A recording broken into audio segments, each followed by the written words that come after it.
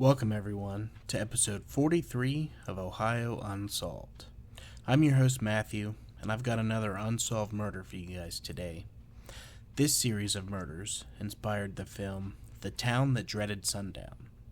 But first, a bit of news. Next week will be another week off from the podcast, but I won't be resting during this break. I'll be writing the next bonus episode that's exclusive for my Patreon supporters. It's a story of my own writing, and I hope that you guys like it. I will also be uploading more of my past episodes to the YouTube channel, which is at almost 50 subscribers. Thank you to everyone that subscribed so far, and if you haven't, what are you waiting for? Anyway, let's just get right into the episode. Everyone sit back, make sure to lock your doors and windows, and get ready for Ohio Unsolved.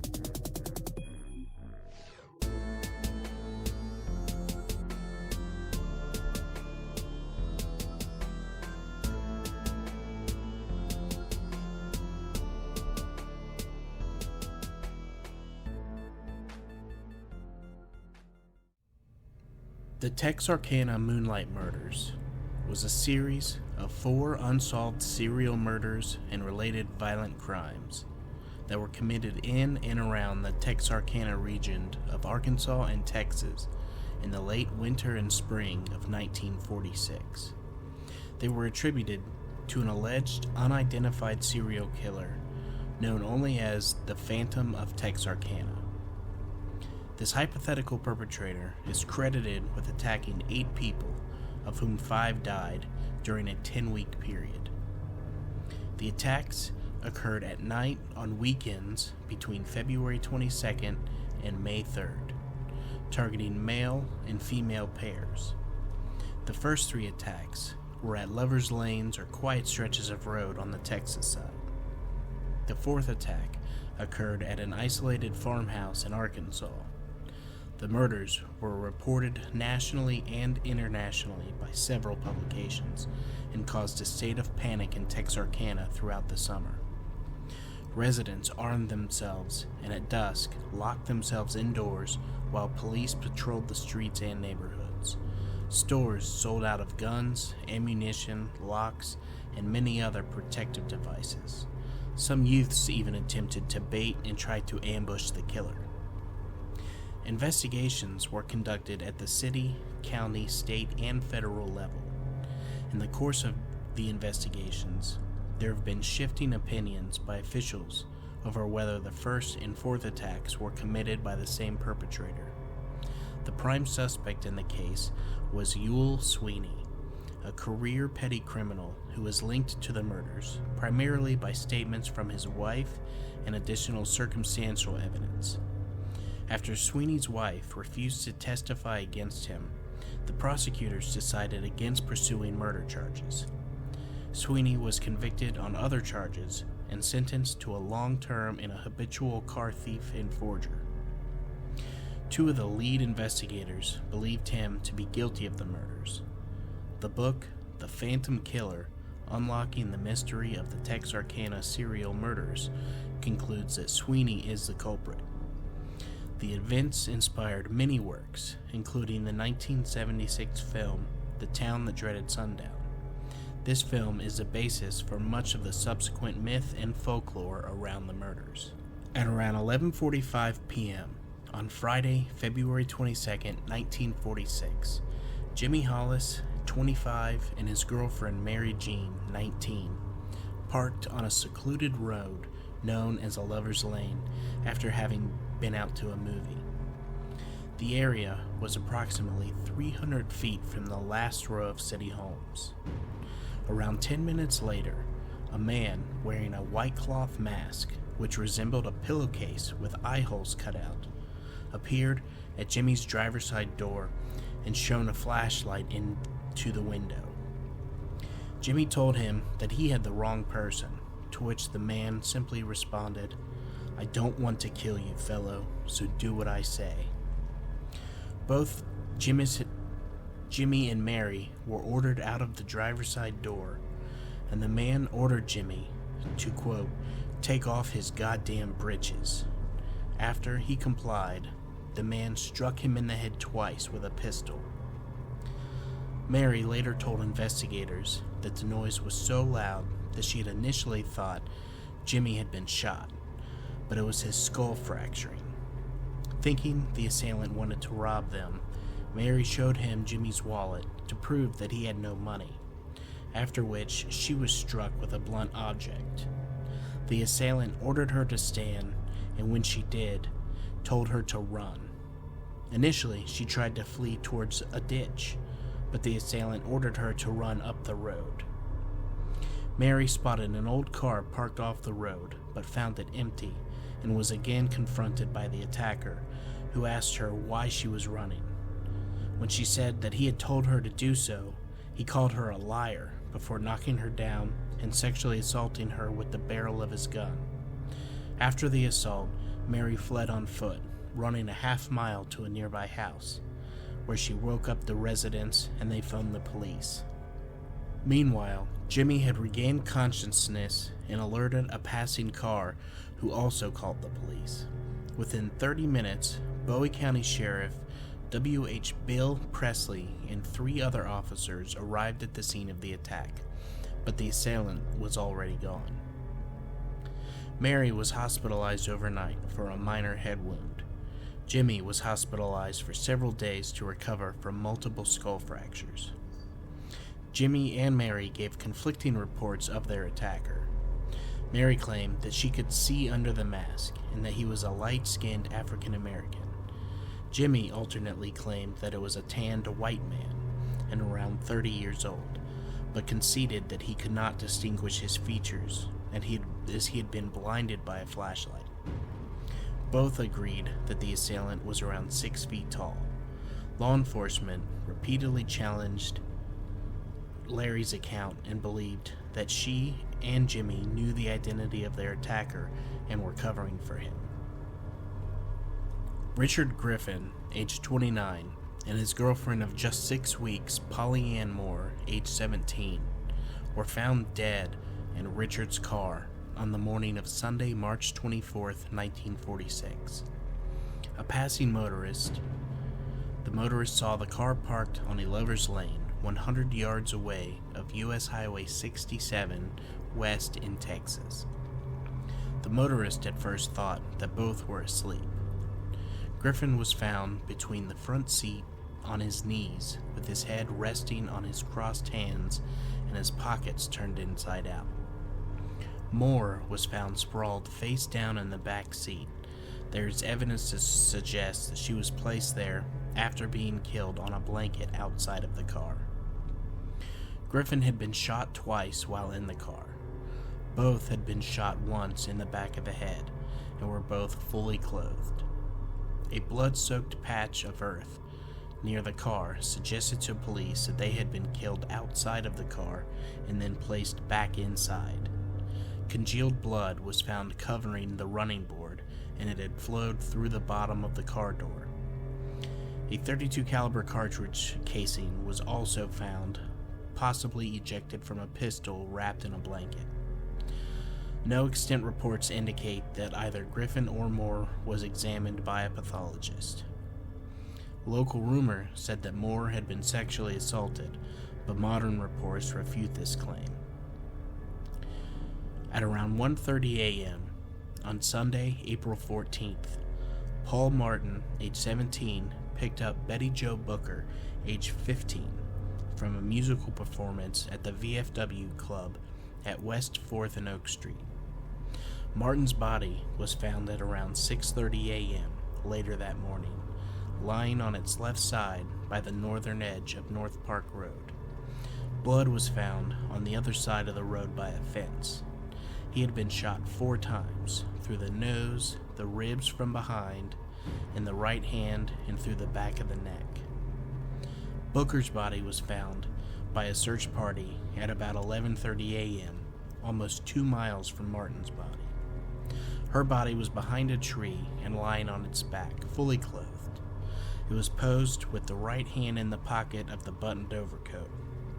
Booker had been shot twice, once through the chest and once in the face. The weapon used was the same as in the first double murder, a .32 automatic Colt pistol.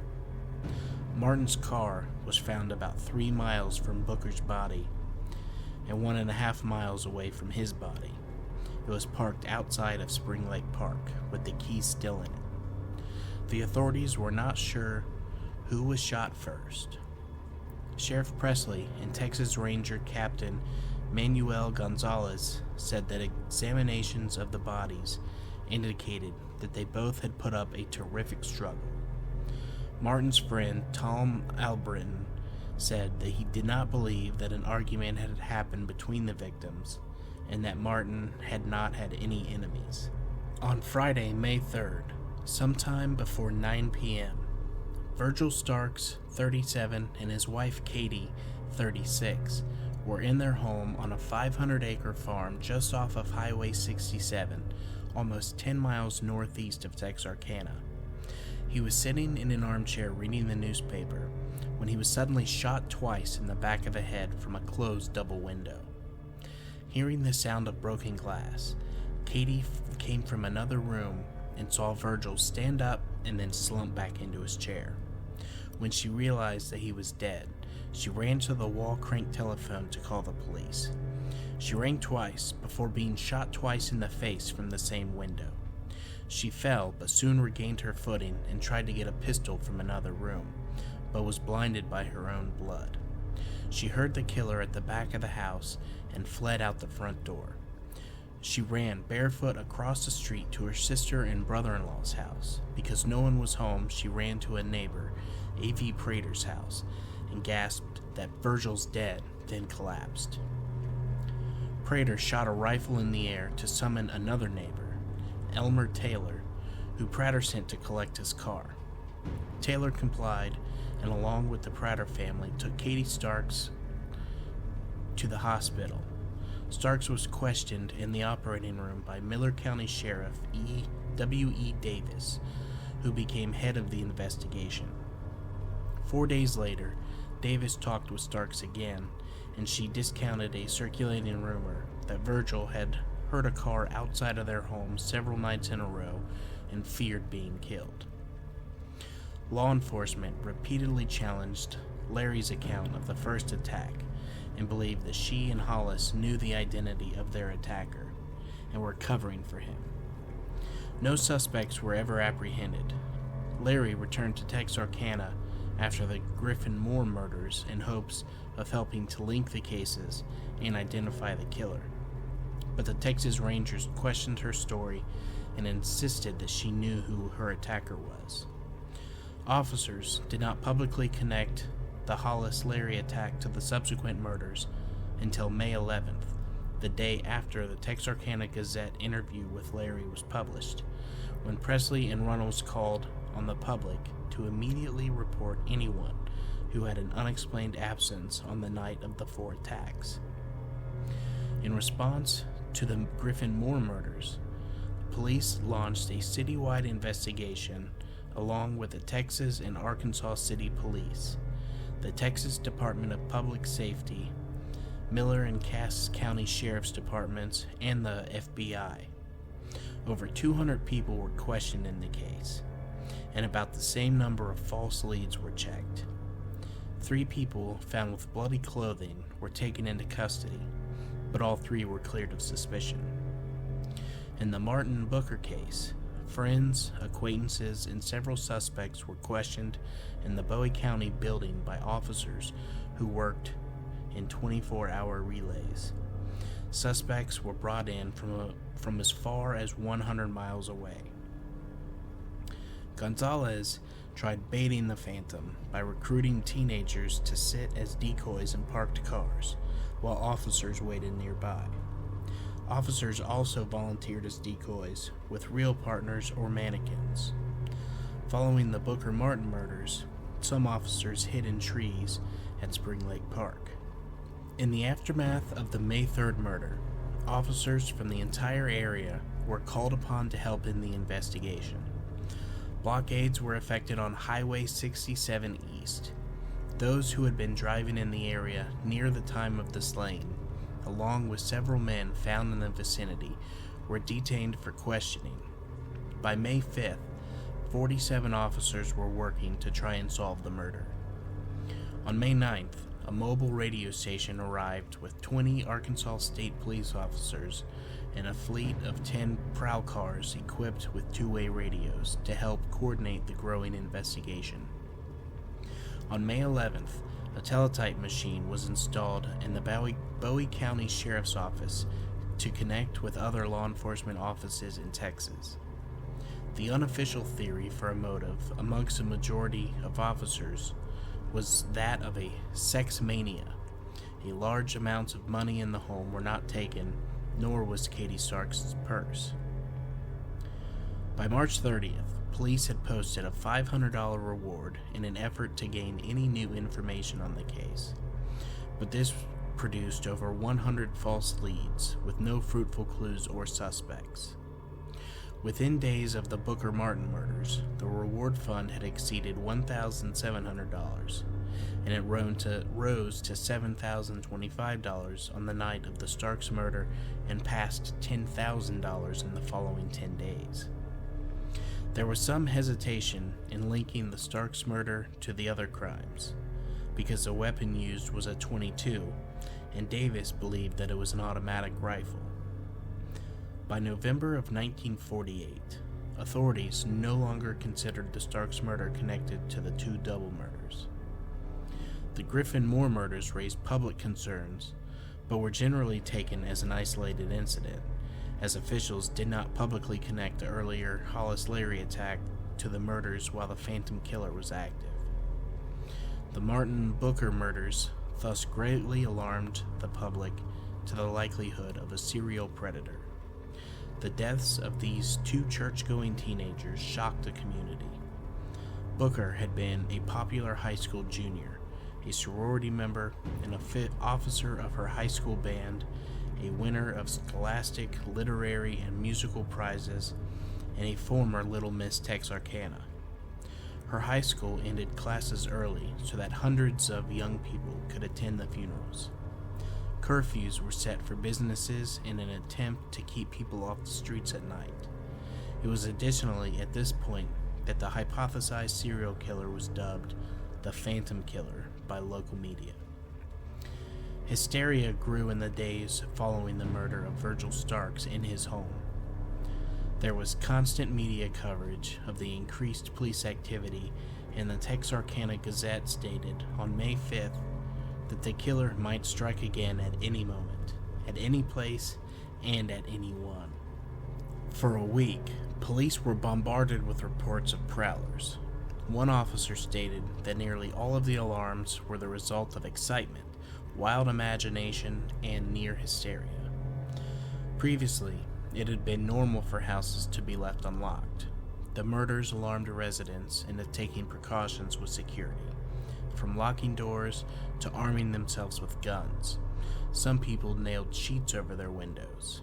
Some nailed windows down, and some used screen door braces as window guards. The day after Stark's death, stores sold out of locks, guns, ammunition, window shades, and Venetian blinds. Additional items of which sales increased included window sash locks, screen door hooks, night latches, and other protective devices. Guard dogs were sought in local want ads. Because citizens were considerably nervous and armed with guns, Texarkana became a dangerous place.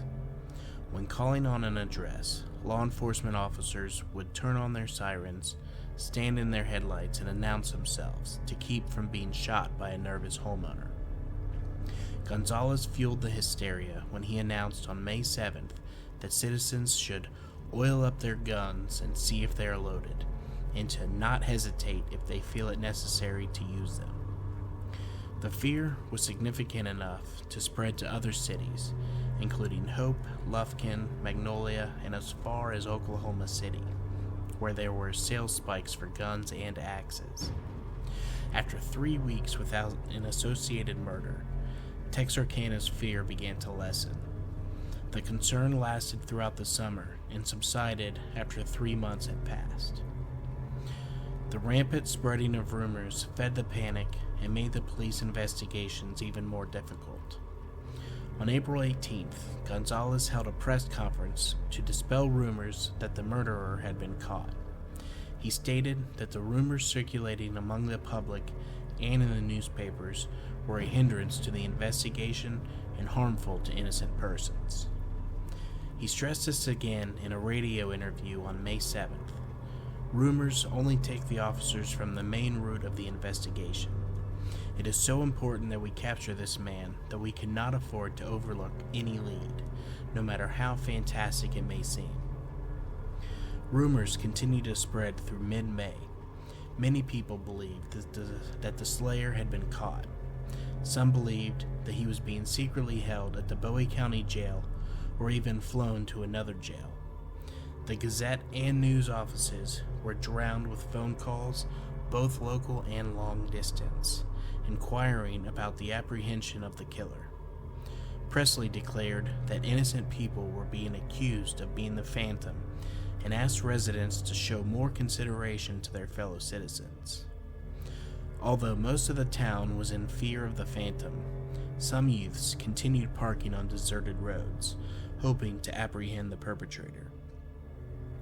Johnson and an Arkansas state trooper were patrolling a vacant road at night when they came up to a parked car. When Johnson approached the car and noticed a couple, he introduced himself and asked if they weren't scared. The girl replied, "It's a good thing you told me who you are," and she revealed that she had been pointing a .25 ACP pistol at him. On the night of May 10th, Texarkana City police officers were alerted to a car that had been following a bus. They chased it for 3 miles before shooting the tires and arresting C.J. Lauderdale Jr., a high school athlete. When questioned at the station, he explained that he was unaware that they were policemen because they were driving in an unmarked car. He said that he was following the bus because he was suspicious of a passenger that had entered from a private car. On May 12th, Gonzalez gave a warning to teenage sleuths in the Gazette saying, "It's a good way to get killed." The unidentified killer did not acquire a nickname until after the deaths of Booker and Martin. In the April 16th edition of the Texarkana Daily News, a heading read, "Phantom Killer Eludes Officers as Investigation of Slayings Pressed." This front page story was continued on page 2 with the headline, "Phantom Slayer Eludes Police." The Texarkana Gazette contained a small title on April 17th, which read, "Phantom Slayer Still at Large as Probe Continues." The executive editor of the Texarkana Gazette in 1946 said that managing editor Calvin Sutton had an acute sense for the dramatic, which impelled him to ask if they could refer to the unknown murderer as the Phantom. McAfee replied, "Why not? If the SOB continues to elude capture, he certainly can be called a phantom." Jimmy Hollis and Mary Jean Larry were the only victims able to give a description of their attacker. They described him as being 6 feet tall, wearing a white mask over his face with holes cut out for his eyes and mouth. Although Hollis believed that he was a young, dark-tanned white man under 30 years old, Larry believed that he was a light-skinned African American with no description from the other incidents. It cannot be certain if the same perpetrator or perpetrators were responsible, though it is generally assumed that the crimes were the work of a single individual. The MO established for the killer was that he attacked young couples in empty or private areas just outside of the city limits using a .32 caliber gun, although the caliber used in the Starks murder was a .22. A .32 was still believed by the majority of lawmen to have been used by the Phantom. He always attacked late at night on weekends, with cooling off periods of about 3 weeks between attacks. Gonzalez stated that he and his officers were dealing with a shrewd criminal who had left no stone unturned to conceal his identity and activities, and that the murderer's efforts were both clever and baffling. He also stated that the man that they were hunting was a cunning individual who would go to all lengths to avoid apprehension. At the Starks murder scene, Presley said, "This killer is the luckiest person I've ever known. No one sees him, hears him in time, or can identify him in any way." Officers have said that the killer is apparently a maniac who is an expert with a gun. Victim and survivor Hollis said, "I know he's crazy. The crazy things he said made me feel that his mind was warped." Dr. Anthony LaPalla, a psychologist at the Federal Correctional Institution in Texarkana, believed at the time that the killer was planning to continue to make unexpected attacks, such as that of Virgil Starks on the outskirts of town. He also believed that the same person committed all 5 murders, and that the killer was somewhere between his mid-30s and 50, apparently motivated by a strong sex drive and sadism. LaPella stated that a person who would commit such crimes was intelligent, clever, shrewd, and often not apprehended. According to his theories, the killer was not afraid of the police activity, but was aware of the increased difficulty of attacking people on vacant roads, and so he had shifted his target to a farmhouse. He said that the killer could be leading a normal life, was unlikely a veteran, and was not necessarily a resident of the area, despite his knowledge of it. He stated that the attacks show evidence of deep planning, that the killer works alone and tells no one of his crimes, and could either shift his crimes to a distant community or overcome the desire to assault and kill people. Throughout the investigations of the Phantom Killer case, almost 400 suspects were arrested. There were numerous false confessions investigated by police. Tackett recalled 9 people who confessed to being the Phantom, but their statements did not agree with the facts. In the Hollis and Larry case, no suspects were ever apprehended. In the Griffin and Moore case, over 200 people were questioned, and about the same number of false tips and leads were checked. 3 suspects were taken into custody for bloody clothing, 2 of whom were released after officers received satisfying explanations. The remaining suspect was held in Vernon, Texas for further investigation, but was later cleared of suspicion.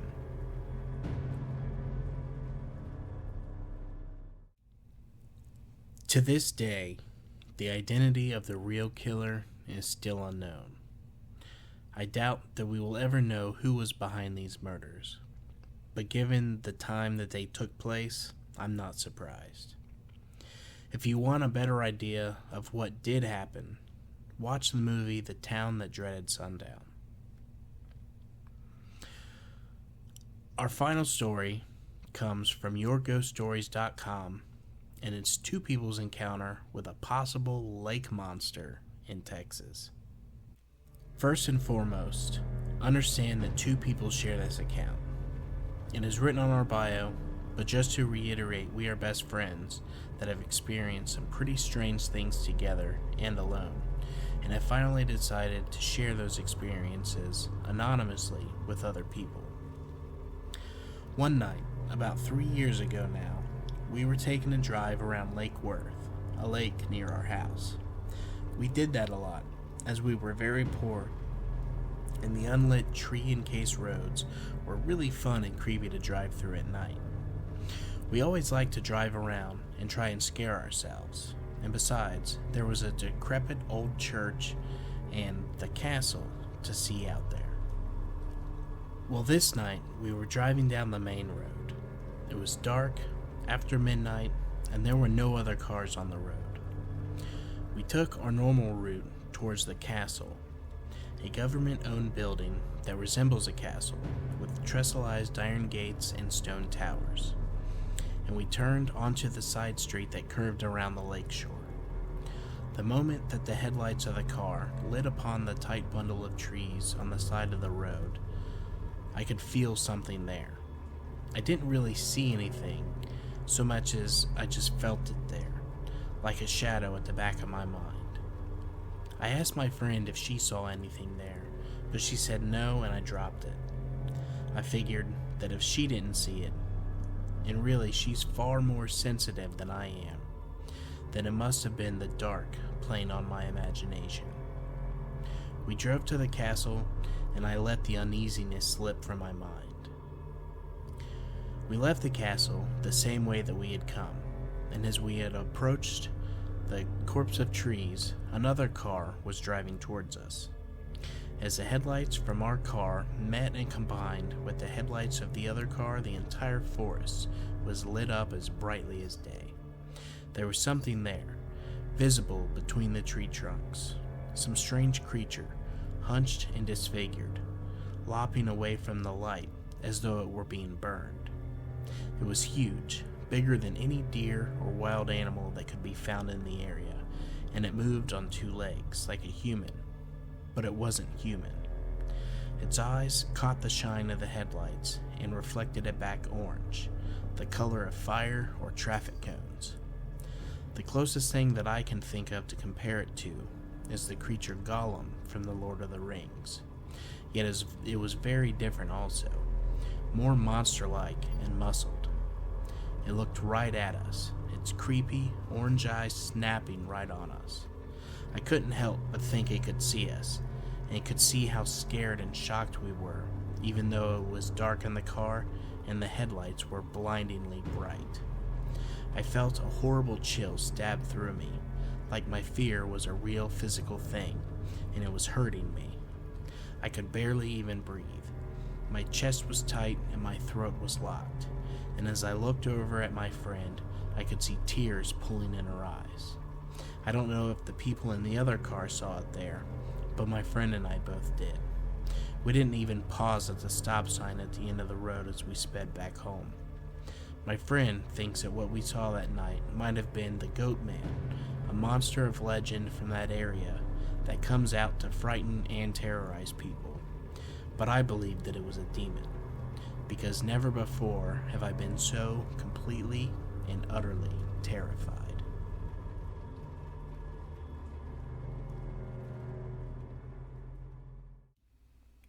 Well, that's gonna do it for today. I hope that you guys enjoyed the stories, and if so, please rate and review on Spotify and Apple Podcasts. A 5-star rating really helps others to find us.